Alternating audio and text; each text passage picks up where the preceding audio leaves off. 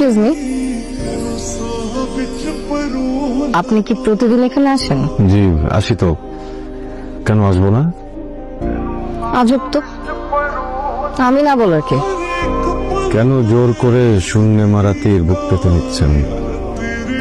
শুধু আপনি না, যে পৃথিবী প্রতি পদে পদে আমাকে না জানিয়ে দেয়, তাই বললাম আর কি, নাথিং পার্সোনাল। আমার একটা কথা বলার ছিল। বলুন। আপনি আসলে সেদিন আমাকে যে বাঁচালেন, জি আমি আসলে সত্যি সত্যি মাটিতে পড়ে যাচ্ছিলাম, আপনি আমাকে বাঁচালেন। আর ওখানে অনেক মানুষ ছিল, ওরা অনেক হাসাহাসি করতেছিল, আমার মেজাজ খারাপ হয়ে যায়।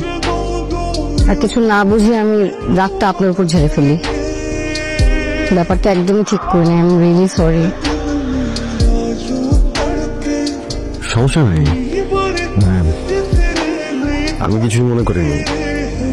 আসলে গালে যখন চোটটা পড়লো তখন একবার ভেবেছিলাম যে কষ্ট ভেঙে পড়ি, আবার ভাবলাম আমাকে ওই মুহূর্তে চোটটা দিতে পেরে আপনি আনন্দিত হয়েছেন।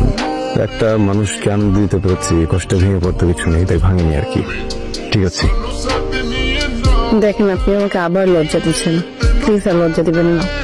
আমি রিয়েলি এম্বারাসড, কিন্তু এই কথাটা ভালো লাগছে, পারফিউমটা।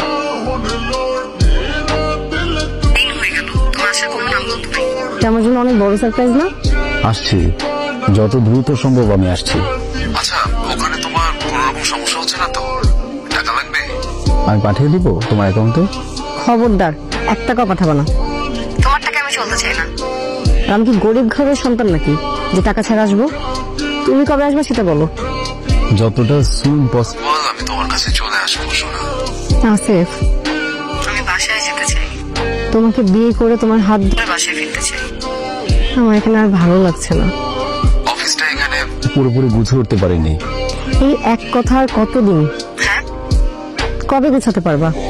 কবে আসবা তুমি বলো আমাকে। যত দ্রুত সম্ভব আমি তোমার কাছে চলে আসবো। এখানে সবকিছু গুছিয়ে ডিরেক্ট তোমার কাছে চলে আসবো।